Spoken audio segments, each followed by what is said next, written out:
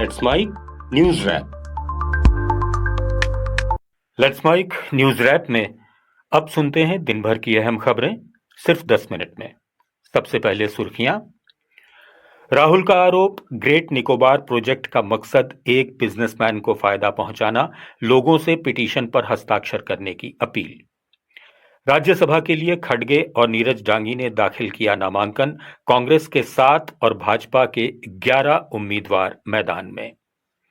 और reserve bank ने नहीं बदली रेपो रेट, इस साल महंगाई बढ़ने का अंदेशा जताया, जीडीपी ग्रोथ अनुमान भी 6.9 से घटाकर 6.6%। अब खबरें विस्तार से। लोकसभा में नेता प्रतिपक्ष राहुल गांधी ने ग्रेट निकोबार प्रोजेक्ट को लेकर मोदी सरकार पर गंभीर आरोप लगाए हैं। राहुल गांधी ने सोशल मीडिया प्लेटफॉर्म एक्स पर एक वीडियो जारी करते हुए कहा कि सरकार इस परियोजना को राष्ट्रीय सुरक्षा और ट्रांसशिपमेंट हब के नाम पर पेश कर रही है, लेकिन इसका असली मकसद एक बड़े कारोबारी को फायदा पहुंचाना है। राहुल का दावा है कि इस परियोजना से भारत की अनोखी जैव विविधता, घने जंगल और कोरल रीफ को नुकसान पहुंच सकता है। उन्होंने लोगों से एक पिटीशन पर हस्ताक्षर करने की अपील करते हुए कहा कि देश को लालच नहीं बल्कि हरियाली और पर्यावरण संरक्षण को चुनना चाहिए। The plan is you cut these thousands and thousands of trees and you illegally ship them out and you make billions and billions of dollars and you use that money to build your hotels, your casinos and your little real estate play. That's what's going on.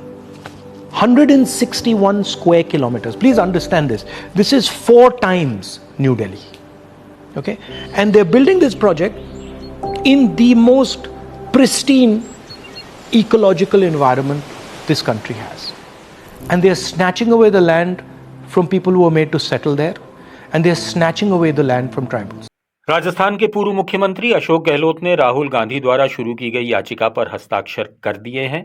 विश्व पर्यावरण दिवस के मौके पर गहलोत ने जयपुर में media से बातचीत में मोदी सरकार से अपील की कि वो ग्रेट निकोबार द्वीप पर विकास के नाम पर हो रहे बड़े पैमाने के विनाश को रोके।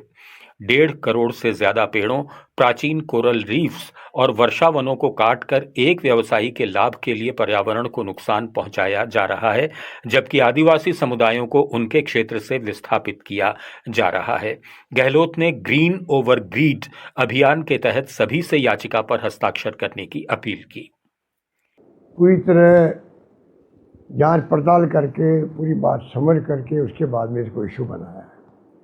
अंडमान निकोबार हमारे मुल्क का सबसे खूबसूरत एक द्वीप है, वो नष्ट हो जाएगा आने वाले वक्त के अंदर। ऐसे कई उदाहरण मिलेंगे आपको जहाँ पूरी तरह राज्य सरकारें हो चाहे केंद्र सरकार हो, इनकी टॉप प्रायोरिटी का वक्त आ गया कि बचाना है आने वाली पीढ़ियों के लिए देश को, देश की धरती को, देश के मिजाज को, देश के पर्यावरण को, देश के क्लाइमेट को। तो हमें उस दिशा में सोचना ही पड़ेगा, सोचने की आवश्यकता है। गहलोत ने कहा कि देश में हालात खतरनाक हैं, भाजपा अपनी सरकार बनाने के लिए विधायकों को तोड़ने में भी पीछे नहीं रहती। ये जो स्थिति बनी देश के अंदर बहुत खतरनाक बन गई है, इसलिए सरकारें टूटती है। मैं बार बार क्या कहूँ, राजस्थान बच गया हमारा, हमें तो गर्व है, हमने राजस्थान बचा लिया। बीजेपी ने और अमित शाह ने, धर्मेंद्र प्रधान ने कमी नहीं रखी थी उस वक्त। हमारे विधायकों की मीटिंगें उनके घर में होती थी, मानेसर से जाते थे वहाँ पर, इसी धर्मेंद्र प्रधान के घर में जाते थे मीटिंग, अमित शाह जी वहाँ आते थे। इतना बड़ा इन्होंने षड्यंत्र किया, उसको हमने एक्सपोर्ट कर दिया। इनको 2 हवलदार भेजे यहाँ एमएलए को लेने के लिए, और 2 हवलदार में 1 हवलदार खाली गया, इनका एमएलए गई नहीं। तब इनको समझ में आ गई हमारे खुद के बीजेपी के एमएलए टूट रहे हैं, तो उल्टा नहीं हो जाएगा कहीं। तब डर के मारे फिर विड्रॉ हो गए। इसलिए इस तमाशा जो हो रहा है बंगाल में, हम तो उसको उसी जोड़ के देख रहे हैं, डर और भय है। राज्यसभा चुनाव के लिए शुक्रवार को कांग्रेस अध्यक्ष मल्लिकार्जुन खड़गे और नीरज डांगी सहित कई प्रमुख नेताओं ने नामांकन दाखिल किए। मल्लिकार्जुन खड़गे ने बेंगलुरु में कर्नाटक से अपना नामांकन दाखिल किया। इस दौरान उनके साथ राहुल गांधी भी मौजूद रहे। वहीं राजस्थान से कांग्रेस के मौजूदा राज्यसभा सांसद नीरज डांगी ने भी जयपुर में विधानसभा परिसर में अपना नामांकन दाखिल किया। कांग्रेस ने 7 उम्मीदवारों की सूची जारी की है, जिनमें पवन खेड़ा और मंसूर अली खान, मीनाक्षी नटराजन, प्रवीण चक्रवर्ती और प्रणव झा के नाम शामिल हैं। दूसरी तरफ भाजपा ने भी 5 राज्यों से अपने 11 उम्मीदवारों का ऐलान किया है। पार्टी ने मध्य प्रदेश से तरुण चुघ और रजनीश अग्रवाल और राजस्थान से सतीश पूनिया और अलका गुर्जर को उम्मीदवार बनाया है। कांग्रेस नेता पवन खेड़ा ने राज्यसभा चुनाव के लिए अपना नामांकन दाखिल करने पर कहा कि हमें पूरी उम्मीद है कि हमारे 7 उम्मीदवार भाजपा को परास्त करेंगे। प्रधानमंत्री नरेंद्र मोदी ने आज गुजरात के सूरत में लगभग 18,000 करोड़ रुपए की विकास परियोजनाओं का उद्घाटन और शिलान्यास किया। इस दौरान उन्होंने कहा कि सूरत सिर्फ एक शहर नहीं बल्कि एक स्पिरिट है और ये शहर लगातार स्वच्छता से जुड़े राष्ट्रीय पुरस्कार जीत रहा है। सड़क, बिजली और औद्योगिक क्षेत्रों से जुड़ी नई परियोजनाएं विकास को नई गति देंगी और लोगों का जीवन आसान बनाएंगी। प्रधानमंत्री मोदी ने कहा कि आज दुनिया अभूतपूर्व चुनौतियों के दौर से गुजर रही है। दुनिया भर में पेट्रोल की कीमतों में उतार चढ़ाव हो रहा है और गैस सप्लाई चेन चरमरा रही है। मुझे इस बात का संतोष है कि 140 करोड़ भारतीयों की साझा प्रयास से देश हर ऐसे संकट का मजबूती से सामना कर रहा है।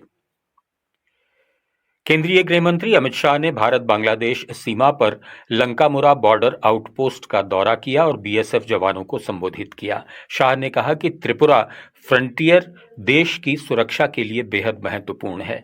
जनसांख्यिकी में बदलाव नहीं होने दिया जाएगा और ये सरकार का अटल संकल्प है।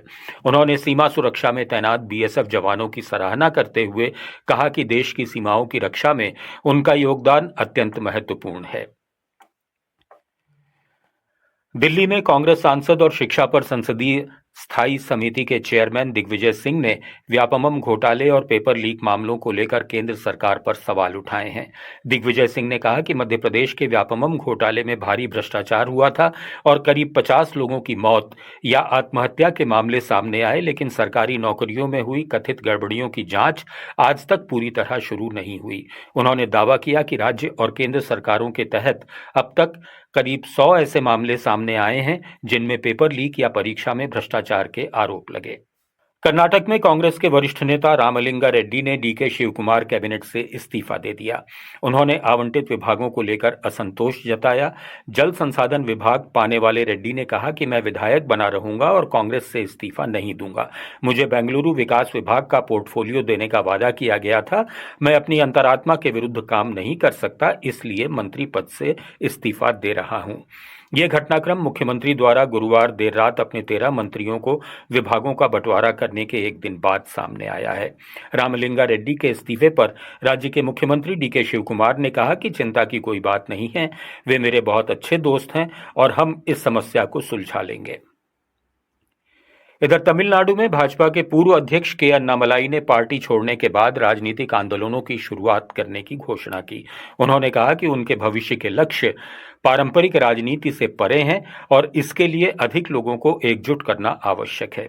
सोशल मीडिया पर एक पोस्ट में अन्नामलाई ने कहा कि लक्ष्य बड़े हैं, अधिक लोगों को साथ लेकर चलना होगा। इससे पूर्व भाजपा ने अन्नामलाई का इस्तीफा मंजूर करने की जानकारी दी। पार्टी के राष्ट्रीय अध्यक्ष नितिन नवीन ने उनका इस्तीफा स्वीकार कर लिया। अन्नामलाई ने नितिन नवीन को ही इस्तीफा सौंपा था। भारतीय रिजर्व बैंक ने वित्त वर्ष 2026-27 की दूसरी मॉनिटरी पॉलिसी बैठक में रेपो रेट को 5.25% पर बरकरार रखा है। इससे होम, ऑटो और पर्सनल लोन की ईएमआई फिलहाल नहीं बढ़ेगी। आरबीआई गवर्नर संजय मल्होत्रा ने बताया कि बढ़ती वैश्विक अनिश्चितताओं और महंगाई के जोखिमों को देखते हुए ये फैसला किया गया है। आरबीआई ने चालू वित्त वर्ष के लिए महंगाई का अनुमान 4.6 से बढ़ाकर 5.1% कर दिया है, जबकि जीडीपी ग्रोथ का अनुमान 6.9 से घटाकर 6.6% कर दिया गया है। इसकी वजह पश्चिम एशिया में तनाव, महंगे होते ईंधन और सप्लाई चेन पर दबाव को माना जा रहा है। हालांकि आरबीआई ने अपनी पॉलिसी स्टांस न्यूट्रल रखी है और कहा है कि आगे के फैसले आने वाले आर्थिक आंकड़ों के आधार पर किए जाएंगे। शुक्रवार को भारतीय शेयर बाजार गिरावट के साथ बंद हुआ। बीएसई सेंसेक्स 116 अंक टूटकर 74,243 के स्तर पर बंद हुआ, जबकि निफ्टी 50 अंक फिसलकर 23,366 पर आ गया। कारोबार के दौरान बाजार में उतार चढ़ाव देखने को मिला, लेकिन अंतिम घंटों में बिकवाली का दबाव बढ़ गया। न्यूज रैप में फिलहाल इतना ही। जुड़े रहिए लेट्स माइक के साथ। आप सुन रहे थे Let's Mic more than radio. Follow कीजिए हमें हमारे सोशल मीडिया प्लेटफॉर्म्स पर।